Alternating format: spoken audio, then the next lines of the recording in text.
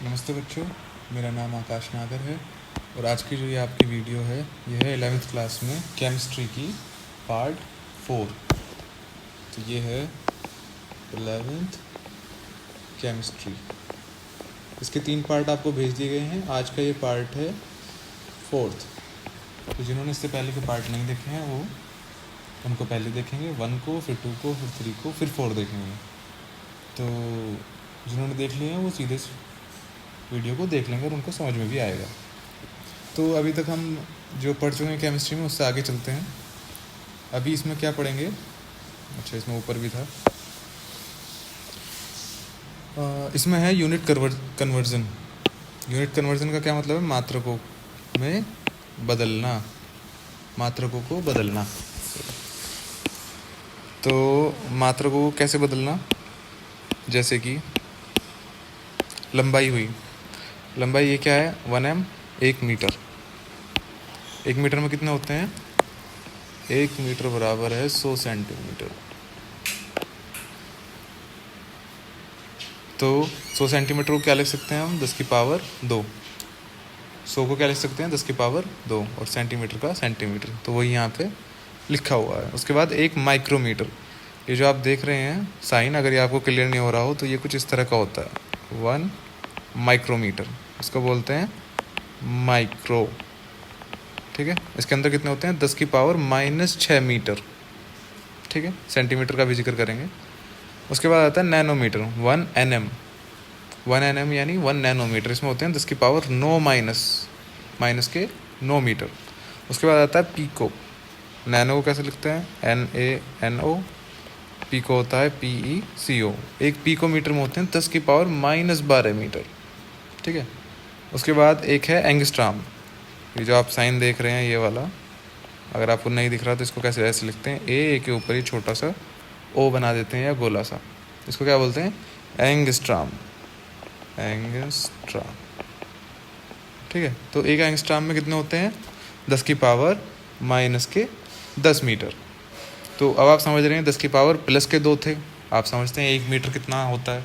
Normally आप देखते हैं फीते भी होते हैं 1 मीटर के। कपड़े उपड़े वाले की दुकान पे आप जाते हो तो वहाँ पे मीटर के हिसाब से कपड़े कटते हैं। तो वो एक लोहे का, जो उनके पास एक लोहे की छड़ सी होती है ना, वो लंबी सी, उससे वो नापते हैं कि 1 मीटर, फिर 2 मीटर, वो लगभग 1 मीटर की होती है। तो मीटर आपने समझ लिया कि कितना बड़ा है, 100 सेंटीमीटर। लेकिन ये जो माइक्रोमीटर, नैनोमीटर और ये आपका पीकोमीटर, एंगस्ट्राम, ये सब क्या हैं? ये बहुत छोटे हैं, क्योंकि ये किस में है? ये हैं माइनस में। माइनस मतलब बहुत ही छोटे। अब कितने छोटे वो इनके इससे पता चलेगा। ये है 10 की पावर -6। 10 की पावर -6 का मतलब क्या हुआ कि अगर मैं इसको प्लस में लिखूँगा तो इसको लिखूँगा 1/10 की पावर 6, क्योंकि ऊपर जाने में माइनस हो जाती है। अगर किसी को नहीं पता मैथ आपको वैसे 10th में इतना सिखा दिया जाता है कि मान लीजिए मैं यहाँ लिख देता हूँ ऊपर 1/10 की पावर 6 लिखा हुआ है ये। अगर इसको मैं ऊपर ले जाना चाहूँ 10 की पावर 6 को, तो इसको कैसे लिखूँगा? 10 की पावर -6।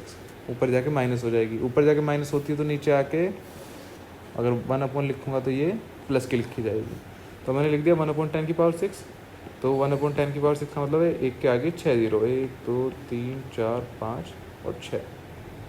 ठीक है, अब मैं इनसे ऊपर अगर इसको भाग दूं, यानी एक को जो है भाग देना है किससे? 1 2 3 4 5 6 7 8 सैकड़ा, हज़ार, 1000, लाख, 10 लाख से। तो क्या होगा? जितनी जीरो काटूंगा उतने ऊपर पॉइंट के बाद जीरो लगेंगी। 1 2 3 4 5 6। तो क्या होगा? ऊपर 1 2 3 4 5 और ये छठा। तो इतने मीटर। कितने मीटर हुए ये? 0.0000001 मीटर। यानी आप समझ सकते हैं कितना छोटा है। ये बस आपको समझाने के लिए लिखा है मैंने। ऐसे ही 10 की पावर 9 तो और भी छोटा होगा, 10 की पावर 12 और भी ज़्यादा छोटा होगा, 10 की पावर 10 भी छोटा है, लेकिन पीको से छोटा है और नैनो से बड़ा है। चलो, ये तो हो गई मीटर। अब बात आती है सेंटीमीटर की। 10 की पावर -6 मीटर है तो 10 की पावर -4 सेंटीमीटर। क्यों? क्योंकि सेंटीमीटर में 1 मीटर में कितने होते हैं? 100 सेंटीमीटर। तो अब ये कैसे आया? आपको लग रहा होगा कि सेंटीमीटर तो और भी शायद बड़ी संख्या होनी चाहिए थी, लेकिन माइनस में जो संख्या बड़ी होती है इसका मतलब है कि उसका मान उतना ही छोटा है। तो अब ये जैसे 10 की पावर -6 मीटर लिखा हुआ है, इसको सेंटीमीटर में बदलेंगे तो क्या करेंगे? 10 की पावर -6 मीटर की जगह क्या लिखेंगे? 100, क्योंकि 1 मीटर में 100 होते हैं सेंटीमीटर, यहाँ आ जाएगा सेंटीमीटर। तो ये कितना हो गया, 10 की पावर -6 गुणा 10 की पावर 2 सेंटीमीटर। ये प्लस का 2, ये माइनस का 6, तो कितना बचा, माइनस का 4 सेंटीमीटर। तो ऐसे ही ये 10 की पावर -7 सेंटीमीटर, 10 की पावर -10 सेंटीमीटर, और ये 10 की पावर -8 सेंटीमीटर। सेम आप समझ सकते हैं कि इसी पैटर्न पे ये हैं। तो ये हो गए कुछ लंबाई के मात्रक। अच्छा, ये आप कह रहे होंगे कि भाई मीटर तो समझ में आता है, कपड़े वपड़े नापते हैं, या और प्लॉट की लंबाई भी नापते हैं, ज़मीनें नापते हैं मीटर के अंदर हम, लेकिन ये पीको, माइक्रो, नैनो, इनका कहाँ काम है। तो जो परमाणु होते हैं उनकी वो कितनी उनकी परिधि है, और इलेक्ट्रॉन और नाभिक का एरिया कितना है, वो अब नाभिक तो ये तो इतने छोटे हैं कि आप परमाणु को नहीं देख सकते अपनी आंखों से, तो वो तो नाभिक तो और भी उसका छोटा हो गया। तो उनकी जो दूरियां हैं, उनके जो साइज़ हैं एक तरह से, उनको नापने के लिए इनका उपयोग किया जाता है, जो हमें दिखाई नहीं देते। तो उसमें बहुत छोटी दूरी जो होती है उनको नापने के लिए इनका उपयोग किया जाता है। अब उसके बाद बात आती है दाब के मात्रक। तो दाब के मात्रक कौन से हैं, दाब के ये 5-6 तरह के मात्रक होते हैं, इसमें से 2 ही इंपॉर्टेंट होते हैं मेनली। कौन कौन से इंपॉर्टेंट हैं, नीचे लिखा हुआ भी है, एटीएम एंड बार ज़्यादा इंपॉर्टेंट हैं, यानी एटीएम और बार ये वाले थोड़े ज़्यादा इंपॉर्टेंट हैं। बाकी पता होने चाहिए, लेकिन ये थोड़े ज़्यादा इंपॉर्टेंट हैं। कैसे, तो ये कैसे होते हैं मात्रक, 1 एटीएम बराबर होता है 1.01 बार, ठीक है, और 1 बार का मान होता है 10 की पावर 5 पास्कल। तो 1 एटीएम बराबर 1.01 बार, और 1 बार बराबर 10 की पावर 5 पास्कल। तो एटीएम बराबर कितना हो सकता है, 1.01 इंटू 10 की पावर 5 पास्कल, क्योंकि ये जो बार का मान ये जो है इसको हम कहाँ रख देंगे, इसकी जगह। तो 1.01 ये रहा, और बार की जगह क्या रख दिया, 10 की पावर 5 पास्कल। तो एटीएम और पास्कल में संबंध आ गया। अगर वो पूछने लगे पास्कल के पदों में एटीएम का क्या मान है, तो वो इतना है। अब एक होता है 1 एटीएम बराबर 76 सेंटीमीटर एचजी, और एक होता है 760 मिलीमीटर एचजी। सेंटीमीटर तो 76 है, मिलीमीटर 760 है। क्यों, क्योंकि 1 सेंटीमीटर में होते हैं 10 मिलीमीटर। तो 76 सेंटीमीटर से अगर मिलीमीटर में कन्वर्ट करोगे तो 76 का क्या हो जाएगा, 760, क्योंकि 10 गुना ज़्यादा है मिलीमीटर। तो 760 मिलीमीटर एचजी, और 1 मिलीमीटर एचजी बराबर 1 टोर। ये कुछ तरह के आपको मात्रक हैं जो थोड़े याद करने पड़ते हैं। और अगर 1 एटीएम बराबर 760 mmHg है, और 1 mmHg बराबर 1 टोर है, तो 1 एटीएम बराबर कितना हो जाएगा, 760 टोर, क्योंकि mmHg की जगह हम इस mmHg को यहाँ रख देंगे इसकी जगह। तो कितना हो जाएगा, 760 टोर। तो मेन इंपॉर्टेंट है आपके लिए एटीएम वाले और बार वाले, जो आपको ध्यान रखने होंगे। खैर धीरे धीरे जब इन पर क्वेश्चन होंगे आपको धीरे धीरे याद होने लगेंगे, फिर भी आप इनकी थोड़ी बीच बीच में प्रैक्टिस करते रहेंगे। उसके बाद बात आती है आयतन के मात्रक की। आयतन की जो किताबों में मात्रक मिलते हैं वो है ग्राम प्रति सेंटीमीटर क्यूब और किलोग्राम प्रति डेसीमीटर की क्यूब। अब इनका मतलब क्या है, 1 सेंटीमीटर क्यूब में होता है 1 ml, और 1 डेसीमीटर क्यूब में होता है 1 लीटर, और 1 मीटर की क्यूब में होता है 10 की पावर 6 ml, 10 की पावर 6 मिलीलीटर, ठीक है।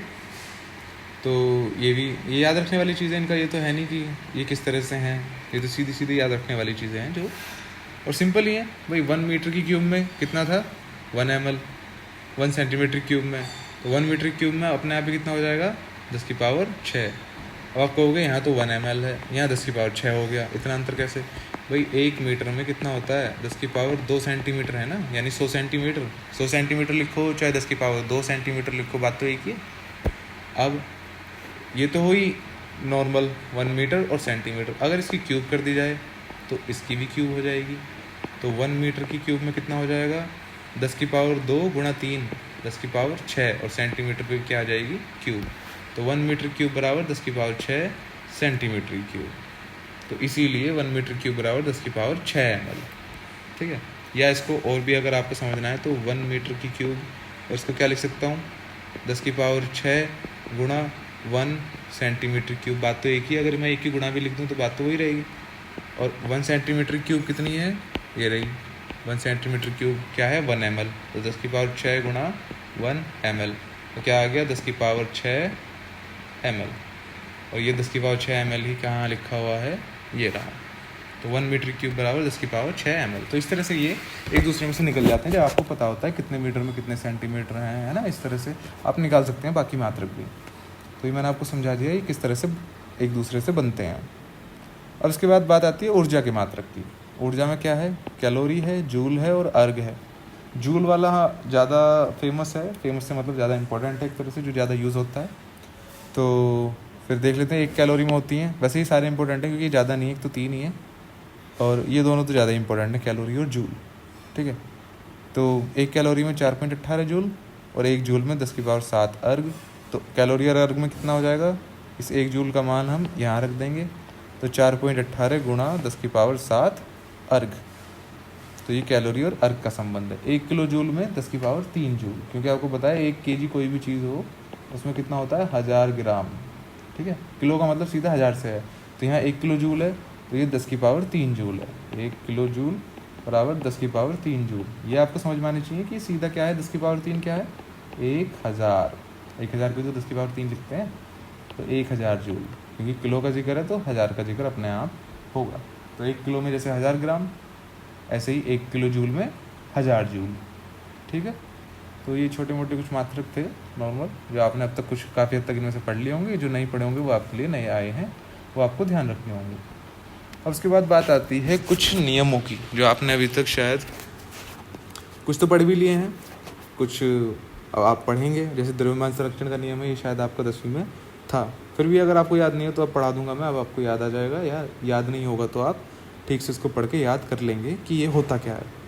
याद करने से मेरा मतलब ये नहीं कि आपको परिभाषा रटी हुई होनी चाहिए। रटने से कोई फ़ायदा नहीं है। आज याद करोगे कल भूल जाओगे, परसों याद करोगे तो उससे अगले दिन भूल जाओगे।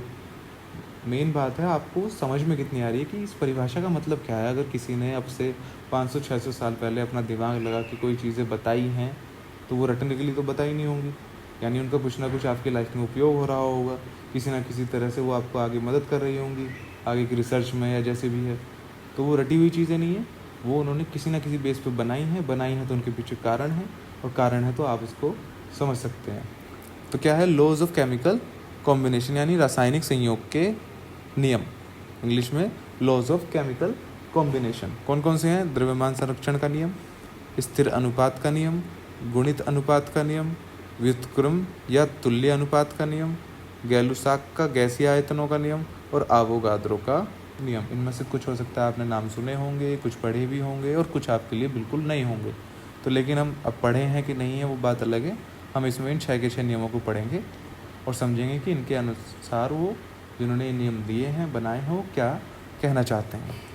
अब अगर हम पहले नियम की बात करें तो ये तो शायद 10th में है, ये तो कंफर्म है कि ये था। तो ये नियम है द्रव्यमान संरक्षण का नियम। ये नियम क्या कहता है, यह नियम एंटोइन लेवोइजियर ने दिया। ज़रूरी नहीं आपको नाम याद रहे, बस आपको ऐसे ही एक बताने के लिए कि भाई कौन थे। तो यह नियम एंटोइन लेवोइजियर ने दिया और इसके अनुसार किसी रासायनिक अभिक्रिया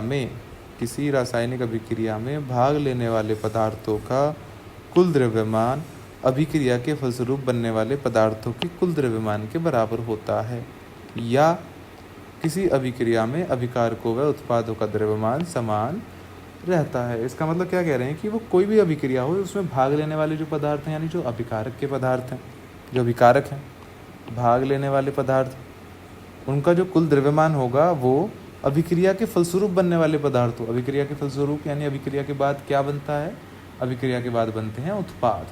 तो अभिक्रिया के फलस्वरूप बनने वाले पदार्थों के कुल द्रव्यमान के बराबर होता है, या फिर सीधी भाषा में क्या कह सकते हैं, किसी अभिक्रिया में अभिकारकों व उत्पादों का द्रव्यमान समान रहता है। यानी कि ये क्या है, अभिकारक, ठीक है, इनका द्रव्यमान निकाल लो।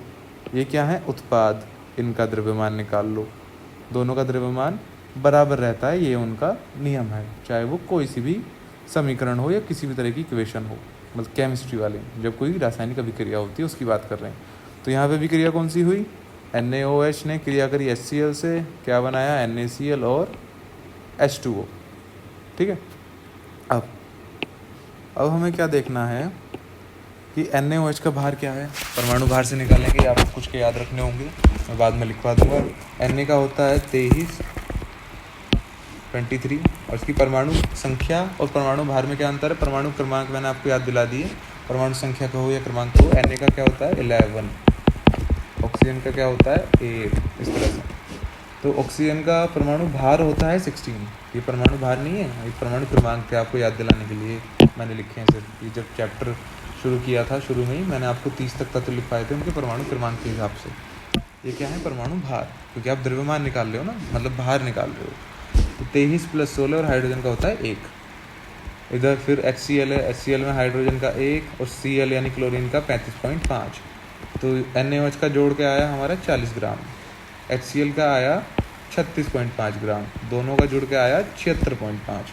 अब इस हिसाब से अगर ये नियम सही है तो हमारे जो राइट में वाले उत्पाद बन के आए हैं, यानी ये दोनों जो बन के आए हैं, इनका द्रव्यमान भी इतना ही आना चाहिए। जोड़ लेते हैं। Na का 23, क्लोरीन का 35.5, हाइड्रोजन का 1 होता है, लेकिन हाइड्रोजन इसमें कितने हैं? 2, तो 2 हो गया। ऑक्सीजन 1 है तो इसका 16।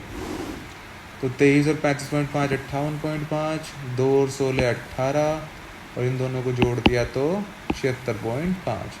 ये हो गए बराबर। यानी अभिकारक का द्रव्यमान और उत्पादों का द्रव्यमान क्या है? बराबर। यानी कि ये नियम सही है और इस नियम के अनुसार ये अभिक्रिया हमारी हुई है। तो स्थिर अनुपात का नियम क्या कहता है? द्रव्यमान संरक्षण का नियम। जैसा आपको नाम से समझ में आ रहा है कि द्रव्यमान का संरक्षण हो रहा है। संरक्षण से मतलब ना तो द्रव्यमान घट रहा है और ना ही बढ़ रहा है। संरक्षण होता है किसी भी चीज़ को वहीं बनाए रखना जैसे कि वो है, या उसका बचाव करना। ठीक है, तो द्रव्यमान संरक्षण का नियम है, यानी द्रव्यमान उतना ही रहेगा अभिक्रिया से पहले भी और अभिक्रिया के बाद भी। तो अभिक्रिया से पहले का मतलब क्या है? कि अभिकारकों का द्रव्यमान, और अभिक्रिया के बाद का क्या मतलब है? कि उत्पादों का द्रव्यमान, यानी वो बराबर रहेगा। यही हमने अभी निकाल के देखा कि भाई अभिकारकों का द्रव्यमान और उत्पादों का द्रव्यमान हमारा बराबर आया, यानी नियम सही है। और यही इसकी डेफिनेशन है कि किसी रासायनिक अभिक्रिया में भाग लेने वाले पदार्थों का कुल द्रव्यमान अभिक्रिया के फलस्वरूप बनने वाले पदार्थों के कुल द्रव्यमान के बराबर होता है। सिंपल सी डेफिनेशन है, कोई रटने की जरूरत नहीं है। आपको एक बार समझ में आ गया कि नियम क्या कह रहा है, अब आप डेफिनेशन अपने आप ही लिख सकते हैं। आपको इतना पता है कि द्रव्यमान संरक्षण का मतलब ये है कि अभिक्रिया से पहले और अभिक्रिया के बाद द्रव्यमान समान रहता है। तो आप अपने आप डेफिनेशन लिख सकते हैं, जो है याद करने की ज़रूरत ही नहीं है। अब आते हैं इसके अगले पॉइंट पे इसी के अंदर। लेकिन यदि अभिकारक अभिक्रिया के पश्चात पूर्ण रूप से उत्पाद में परिवर्तित नहीं होता है, तब हमें उपरोक्त मान को कुछ इस तरह लिखेंगे। इनका कहने का मतलब है, मान लीजिए आपको कोई अभिकारक है, उसने रिएक्शन तो करी, अभिक्रिया तो करी, लेकिन वो पूरी तरह अभिक्रिया नहीं करी, यानी उसका कुछ शेष भाग वहाँ पे बच गया जिसने अभिक्रिया नहीं करी, और वह ऐसा का ऐसा ही बच गया। तो हम अभिक्रिया कैसे लिखेंगे? लेफ्ट में अभिकारकों का द्रव्यमान कितना था, अब उत्पादों का द्रव्यमान, ठीक है। लेकिन अभिकारकों ने पूरी क्रिया तो करी नहीं, अभिकारक बच गया तो यानी उस बचे हुए का द्रव्यमान। बचा हुआ कौन सा? अनअभिक्रियाशील अभिकारकों का द्रव्यमान। ठीक है, अब इसको एक एग्जांपल के तौर पर समझो। मान लो अभिकारक थे आपके 60 ग्राम, ठीक है। उन्होंने पूरी तरह अभिक्रिया करी नहीं, उन्होंने 40 ग्राम ही उत्पाद बनाया, सिर्फ 40 ग्राम उत्पाद बनाया, बाकी अभिक्रिया नहीं कर पाया 20 ग्राम। तो अब उस 20 ग्राम को भी तो हम यहाँ पे लिखेंगे कि जिसने अभिक्रिया नहीं करी। तो 40 और 20 कितना हो गया? 60। ये भी 60 और ये भी 60, यानी कि नियम सही है। और अगर अभिक्रिया नहीं करता है अभिकारक, तो हम उस नियम को कुछ इस तरह लिखेंगे जैसा यहाँ पे दिया हुआ है। यहाँ तक अभी तक मैं समझता हूँ कि किसी को कोई परेशानी नहीं होनी चाहिए समझने के अंदर कि ये नियम क्या है। अब इसका एक क्वेश्चन ले लेते हैं हम, यानी न्यूमेरिकल। अब न्यूमेरिकल को देख के पहली बात तो डरना नहीं है कि पता नहीं क्या न्यूमेरिकल है, पॉइंटों में आएंगे, ग्राम है, किलोग्राम है, क्या खिचड़ी पक जाती है या क्या हो जाता है, वो आपको कुछ सोचने की ज़रूरत नहीं है। आपको नियम क्लियर हो चुका कि नियम क्या है, तो आप क्वेश्चन को आराम से पढ़ के समझिए कि वो कहना क्या चाह रहा है, वो क्या पूछना चाह रहा है आपसे। क्वेश्चन पढ़ लेते हैं, चलो एक बार। वो कह रहा है कि भाई 25.6 ग्राम कैल्शियम कार्बोनेट है, ठीक है। इसको तब तक गर्म किया जाता है जब तक कि इसका द्रव्यमान स्थिर ना हो जाए, यानी इसको तब तक गर्म करते रहते हैं जब तक एक स्थिर द्रव्यमान मिल गया कि भाई अब इससे नीचे नहीं जा रहा, ये फाइनल है, ठीक है। इसके बाद इसका द्रव्यमान और नहीं घट सकता, ये अब स्थिर हो चुका, ठीक है। इसकी अभिक्रिया पूर्ण हो चुकी है, अब कितना इसको गर्म कर लो कोई फर्क नहीं पड़ रहा, यानी कि स्थिर हो जाए। यदि इसका अंतिम द्रव्यमान 18.4 ग्राम हो, तो एक तो ये आई, एक ये आई, 18.4 ग्राम हो, तो बताइए कितने ग्राम बताइए कितनी लिखा हुआ है, कितनी CO2 गैस मुक्त होगी। अब एक चीज़ बताइए, जब आपने कैल्शियम कार्बोनेट को गर्म करा तो कैल्शियम ऑक्साइड बना गर्म करने पर, ठीक है, और CO2 बनी जो कि गैस है और निकल जाएगी। अब आपको पर्सनली में तो CaO ही मिलेगा, यानी कैल्शियम ऑक्साइड, गैस तो निकल गई, उसको तो आप नाप नहीं सकते। लेकिन आसानी उसने क्या कर दी, आपको इसका भी वेट दे दिया कि पहले क्या वेट था, और आपको ये भी वेट दे दिया कि बाद में पर्सनली में हमें मिला क्या। तो वो पूछ रहा है कि भाई कार्बन डाइऑक्साइड बता दो हमें कितनी है। भाई लेफ्ट में ये 25.6 है, इधर 18.4 है। हमने मान लिया कि चलो x होगी, जो कार्बन डाइऑक्साइड है हमने मान लिया कि x होगी, x का मान निकाल लेते हैं। जो होगा वो CO2 जो है उतनी ही मात्रा में उड़ गई, यानी बाहर निकल गई। तो 25.6 ग्राम तो टोटल था, 18.4 ग्राम जो पर्सनली में बचा, तो प्लस x यानी कि CO2। अब ये जो 18.4 है ये इधर आ जाएगा लेफ्ट साइड में, तो ये घट जाएगा। तो x बराबर 25.6 माइनस 18.4। उम्मीद है इतना मैथ तो आपको आता होगा, चाहे आप होम साइंस से हो चाहे किसी भी बैकग्राउंड से हो, मैथ वाले को तो आता ही होगा। तो 25.6 माइनस का 8.4, तो x बराबर 7.2 ग्राम, यानी कि CO2 कितनी निकली, 7.2 ग्राम। तो ये आपको समझ में आया, 25.6 ग्राम कैल्शियम कार्बोनेट था, गर्म करते करते इतना बचा कि 18.4 रह गया पर्सनली में। अब इससे नीचे हो जा नहीं रहा, आप कितना ही गर्म कर लो, ये लास्ट स्टेज अब स्थिर हो गया, कितना ही गर्म करते रहो कोई फ़र्क नहीं पड़ता। अब उसके बाद CO2 निकल गई, तो 18.4 इसका, 25.6 इसका, CO2 का मान लिया x, तो 25.6 बराबर 18.4 प्लस x। 18.4 लेफ्ट में आके माइनस का हो जाएगा, क्योंकि जब भी कोई बराबर में संख्या इधर उधर जाती है लेफ्ट या राइट, वो माइनस की हो जाती है। अगर प्लस की है और माइनस की है तो प्लस हो जाएगी, प्लस की है तो माइनस की। तो 18.4 क्या था, प्लस, इधर जाके क्या हो जाएगा, माइनस। 25.6 माइनस 18.4, तो x बराबर 7.2 ग्राम। तो ये हो गया आपका, x का मान आ गया CO2 7.2 ग्राम। यही उसने पूछा था कि कितनी CO2 मुक्त होगी। तो इतना सिंपल सा इसका न्यूमेरिकल है कि इससे सिंपल और क्या हो सकता है। आपको सिर्फ एक संख्या में से दूसरी घटानी थी, लेकिन ख़ास क्या था कि आपको लैंग्वेज पढ़नी थी कि सवाल में वो पूछ क्या रहा है आपसे। आपको ध्यान उसके सवाल पे देना था कि वो सवाल आपसे कर क्या रहा है। डरना नहीं है न्यूमेरिकल से, आपको समझना है कि वो मुझसे पूछ क्या रहा है और मैं कैसे इसको निकाल सकता हूँ। बस इतना समझ में आते ही काम खत्म। तो चलिए, इसके बाद स्थिर अनुपात का है, वीडियो 22 मिनट की तो हो चुकी है, तो इसको हम नेक्स्ट वाली वीडियो में रखेंगे। अगला दूसरा, और शायद दूसरा तीसरा तो हो ही जाएगा, अगर हुआ तो चौथा नियम भी। चौथा कौन सा, अभी कौन सी थी जो लिस्ट थी, लिस्ट में थे हमारे द्रव्यमान संरक्षण, स्थिर अनुपात, उसके बाद है गुणित अनुपात, फिर व्युत्क्रम तुल्य, गैलुसाक और एवोगाद्रो। तो ये हमने आज जो द्रव्यमान वाला है ये हमने डन कर दिया। अब इसके बाद स्थिर अनुपात का नियम और इससे आगे के जो नियम जितने भी आएंगे एक वीडियो में वो हम करें, उससे अगली वाली वीडियो में पढ़ेंगे। तो ये जो आज पढ़ाया है इस वीडियो में, 23 मिनट की ये वीडियो हो चुकी है, वो आप ध्यान से पढ़ेंगे, उसको अपनी कॉपी में नोट करेंगे, जो भी आपको स्क्रीन पर दिख रहा है। अगर आपको स्क्रीन पर देखने में दिक्कत हो रही है, समझ नहीं आ पा रहा, आपके मोबाइल की स्क्रीन छोटी है, ऐसा कुछ चक्कर है, तो फिर आप इसके नोट्स स्कूल से ले सकते हैं। लेकिन जब आप नोट्स लेने आएँ तो एक बार फ़ोन करके आएंगे, क्योंकि स्कूल में भी बहुत सारे काम होते रहते हैं। अब आप आओ, फिर वहाँ पर ठीक से आपको जो है नोट्स ना मिल पाएँ तो उससे आपको भी परेशानी होगी और हमें भी। तो आप एक बार कॉल करके आएंगे जब नोट्स लेने के लिए स्कूल में आएंगे कि क्या मैं नोट्स लेने आ सकता हूँ। तो बाकी ये काम आपकी कॉपी में होना है। ये 11वीं क्लास है, 10th और 11th में बहुत ज़्यादा अंतर है, और इसमें सब्जेक्ट वाइज कॉपी बनेगी। 11th में जो केमिस्ट्री की अलग होगी, फिजिक्स की अलग होगी, बायो की अलग होगी।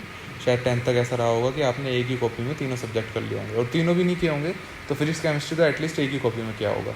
लेकिन इस बार ऐसा नहीं होगा, क्योंकि जितनी अकेली आपकी साइंस की बुक थी 10th क्लास में, उससे मोटी मोटी तो फिजिक्स की 2 बुक हैं। उसके बाद केमिस्ट्री की एक मोटी बुक है, वो भी 2 पार्ट में हो सकती है। और फिर जिनके पास बायो है उनके पास बायो की बुक है, जिनके पास मैथ है उनके पास मैथ की बुक है। तो लगभग ये समझ लीजिए आप 5 से 6 गुना कोर्स है 10th के मुकाबले 11th में। तो आप इसको हल्के में बिल्कुल नहीं लेंगे कि ये तो हो जाएगी, चलो 10th क्लास हो गई, ऐसे 11th भी साइंस में हो जाएगी। इसमें आपको मेहनत करनी पड़ेगी, आपको एक्स्ट्रा एफर्ट डालने पड़ेंगे इसके अंदर। आपको घर पे पढ़ाई करनी पड़ेगी। आपको कोई प्रॉब्लम आ रही है तो आपको कहीं ना कहीं से कोई मदद भी लेनी पड़ेगी, चाहे वो किसी भी रूप में हो। तो आपको पढ़ना पड़ेगा, अब बिना पढ़े काम नहीं चलेगा। फेल हो जाओगी तो फिर कोई बात नहीं है, इससे अच्छा तो आर्ट वार्ट ले लो और उसमें चल जाए। लेकिन इंटरेस्टिंग है, पढ़ने मज़ेदार है, समझ में आएगी तो बहुत ज़्यादा आसान है। आर्ट में हिस्ट्री और सोशोलॉजी इनसे बहुत आसान पड़ती है फिर साइंस, अगर आपको समझ में आ रही है। समझ में कब आएगी? जब आप समझने की कोशिश करेंगे। जो दिक्कत हो वो आप मुझसे पूछ सकते हैं, मेरा नंबर ग्रुप में भी है, मैसेज कर सकते हैं। ये वीडियो है, इसके कमेंट सेक्शन में कुछ लिख सकते हैं जो आपको सवाल पूछना है, नीचे कमेंट का ऑप्शन होता है वीडियो के, और इस सब को ध्यान दे के पढ़ेंगे और इसको नोट कर लेंगे। अब मिलते हैं नेक्स्ट वीडियो में, तब तक के लिए थैंक यू।